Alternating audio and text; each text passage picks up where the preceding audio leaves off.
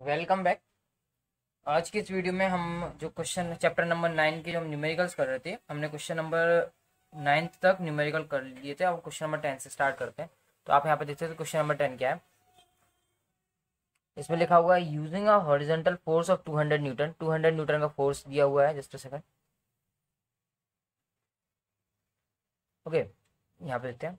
ऐसे दिया है using a horizontal force of 200 newton. 200 newton का फोर्स दिया है। We intend to move a wooden cabinet. हमें एक वुडन कैबिनेट को फ्लोर पर क्या करना है, इसको खिसकाना है, मूव कराना है।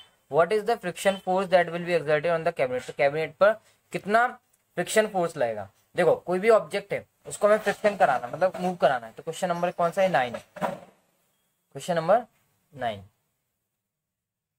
ठीक है, क्वेश्चन नंबर 9 में ये लिखा हुआ है कि एक हमारे पास, sorry, question number 9, question number 10 है। क्वेश्चन नंबर 10 में ये लिखा है, सपोज मान लो हमारे पास एक ब्लॉक है, ये हमारे पास वुडन बॉक्स है, ये हमारा ग्राउंड है।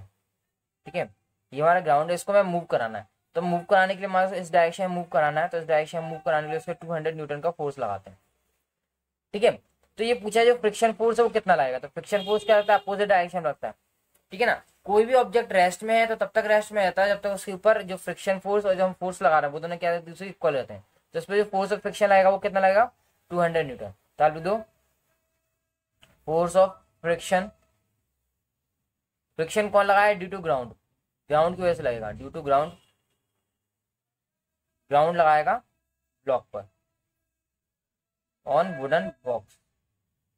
वुडन बॉक्स या वुडन जो भी कैबिनेट है इस पर जो फ्रिक्शन फोर्स लग रहा है वो इक्वल लगेगा 200 न्यूटन। 200 न्यूटन इतना लिखोगे। But the friction of force, but the friction of force is in opposite direction, is in opposite direction। Okay, तो ये हुआ हमारा क्वेश्चन नंबर 10 कंप्लीट। इसमें सिंपल सा ये था, करना क्या था हमको। तो क्वेश्चन नंबर 10 में वैसे ही था कि क्या। ओके, तो हमारा क्वेश्चन नंबर 10 कंप्लीट हुआ। हम क्वेश्चन नंबर 11 करते हैं। तो इसमें लिखा हुआ है दो ऑब्जेक्ट्स रखे हैं जिनका ईच ऑफ मास, मतलब जो दोनों ऑब्जेक्ट्स का मास 1.5 किलोग्राम 1.5 किलोग्राम है। वो मूव करते हैं in the same straight line. वो सेम स्ट्रेट लाइन में मूव कर रहे हैं बट इन अपोजिट डायरेक्शन, मतलब मूव तो सेम स्ट्रेट लाइन पे कर रहे हैं बट अपोजिट डायरेक्शन मूव कर रहे हैं। और वेलोसिटी जो है, the velocity of each object is 2.5 metre per second. Velocity उनकी कितनी है? 2.5 मीटर पर सेकंड है। सो बिफोर द कॉलिजन, जब मतलब एक दूसरे टकराएंगे नहीं, कॉलिजन नहीं होगा, उससे पहले during which they stick together what will be the velocity of the combined object after collision. मतलब कॉलिजन होने के बाद उनकी जो वेलोसिटी है वो कितनी होगी, ये हमें फाइंड करना है। ठीक है, तो हम क्वेश्चन नंबर 11 में जो मैं दे रखा है वो हम लिखते हैं। क्वेश्चन नंबर 11 में क्या दिया है?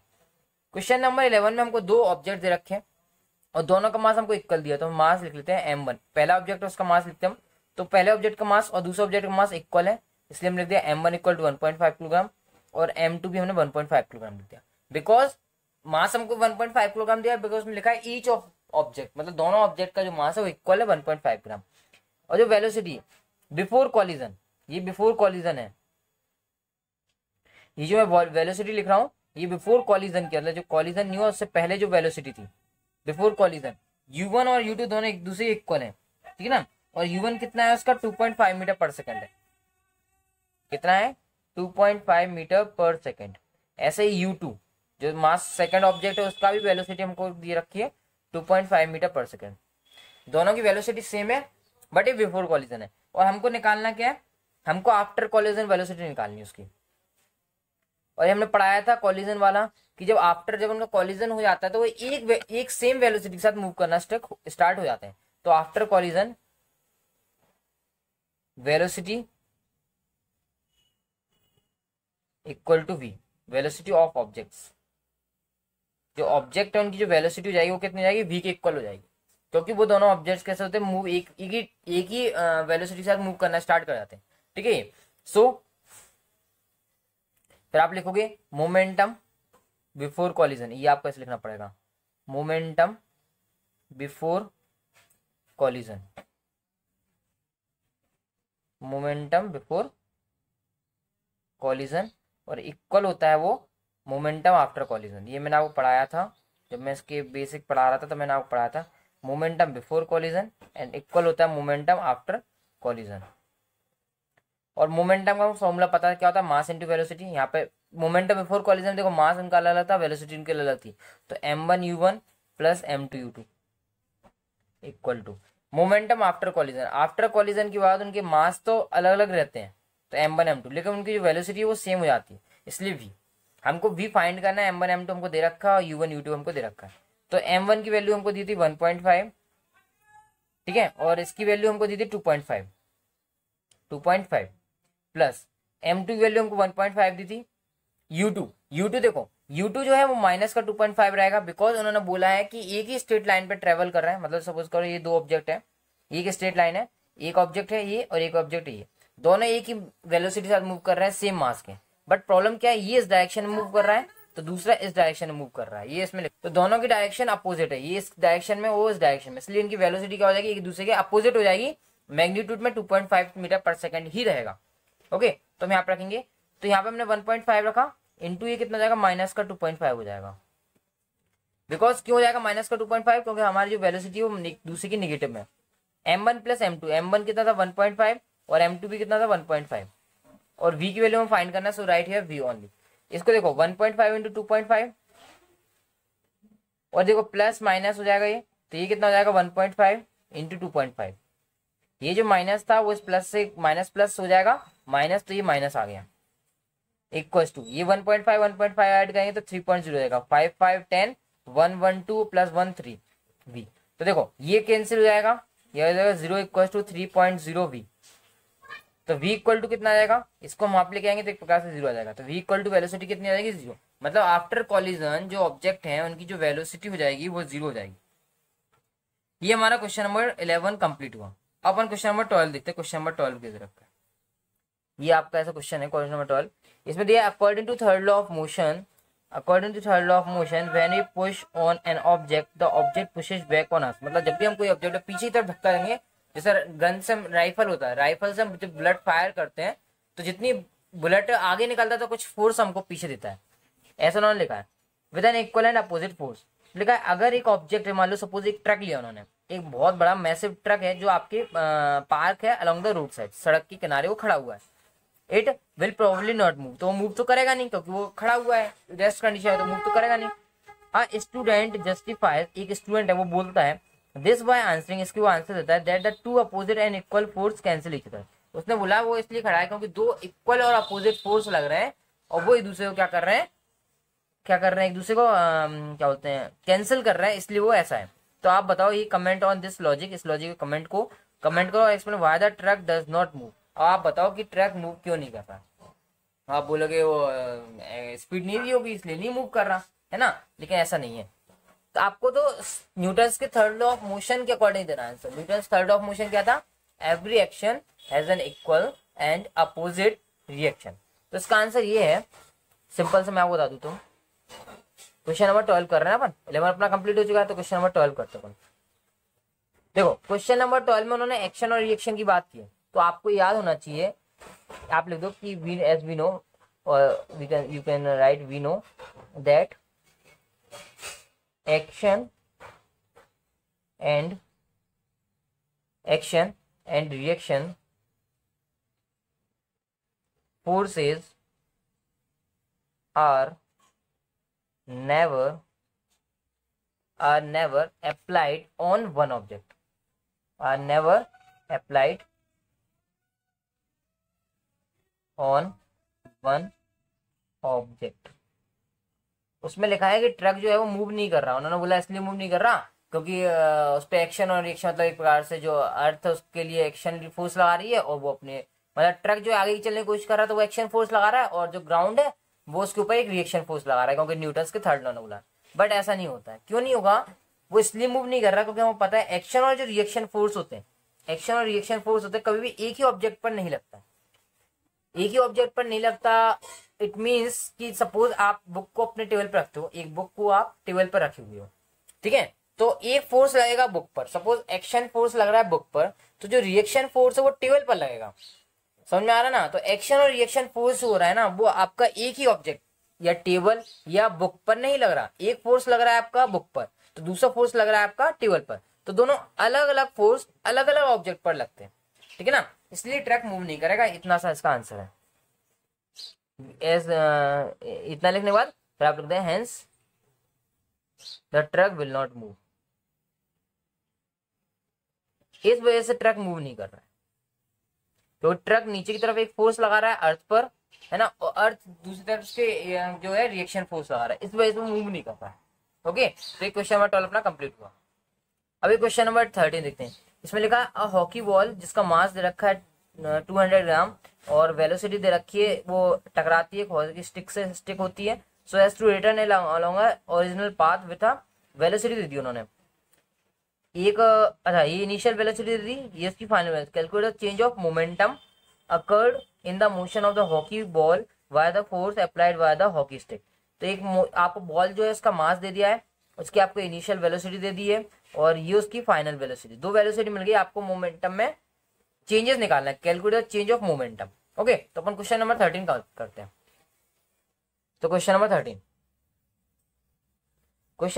में क्या देगा, सबसे पहले आप लिखोगे मास ऑफ बॉल। क्या लिखोगे, मास ऑफ बॉल, इसको अपन m मान लेते हैं, जो कि इतना दिया था अपन 200 ग्राम, ठीक है। इनिशियल वेलोसिटी मान लेते अपन, जो स्टार्टिंग वेलोसिटी थी, जो बॉल आई थी ना स्टिक के पास, तो वो उसको अपन इनिशियल वेलोसिटी मान लिया। u1 इक्वल टू कितना दे रखा है, u1 इक्वल टू उन्होंने दिया है 10 मीटर पर सेकंड। मतलब जब बॉल स्टिक के पास आ रही थी, तो उसकी जो वेलोसिटी थी वो 10 मीटर पर सेकंड थी।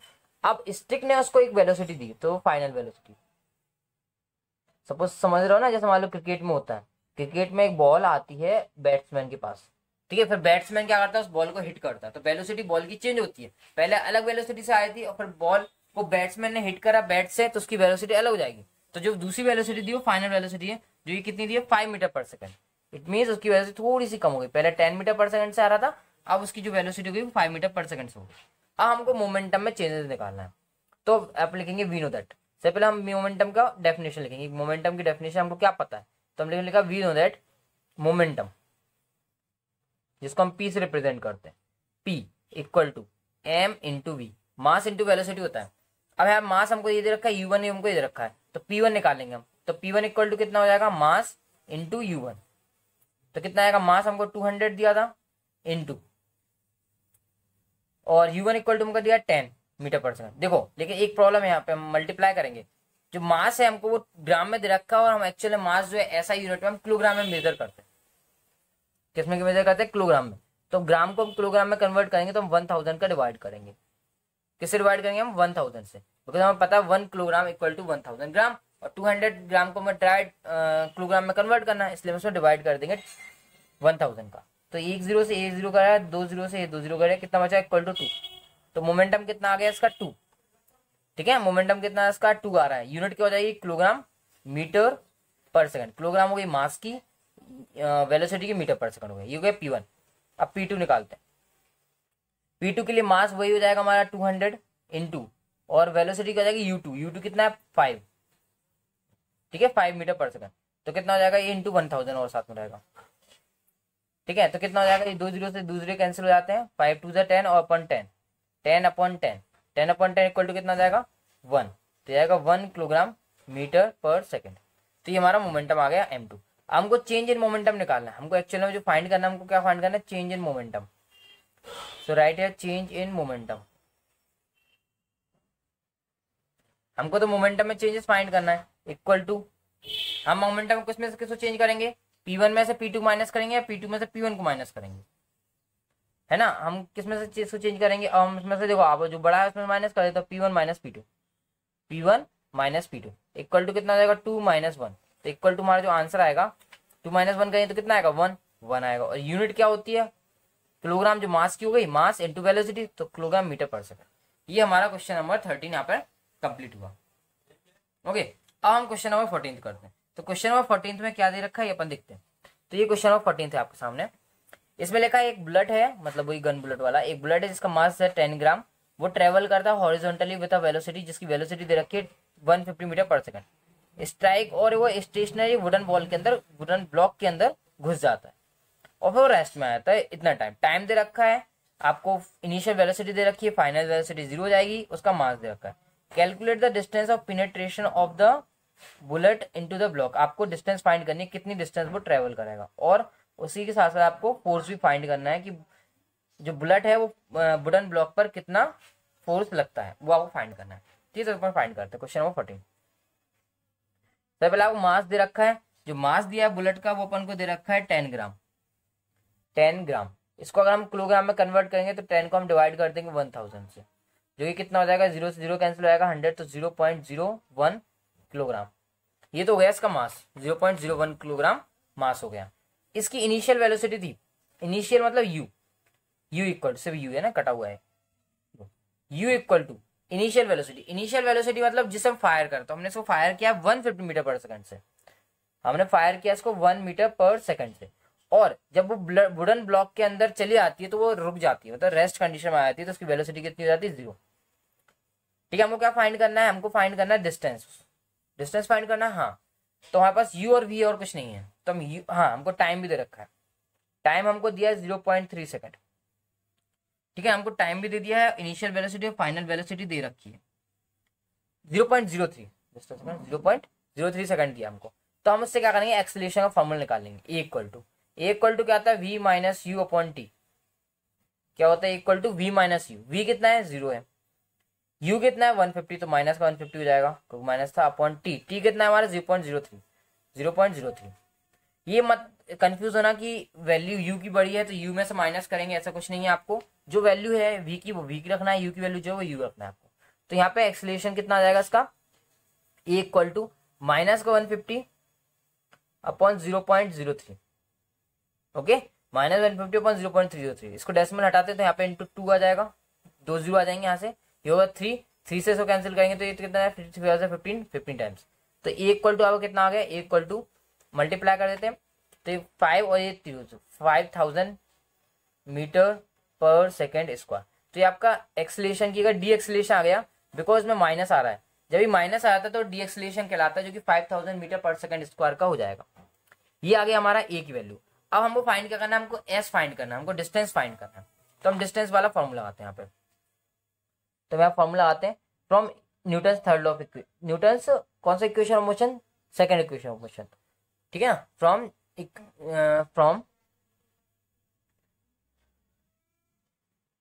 न्यूटन्स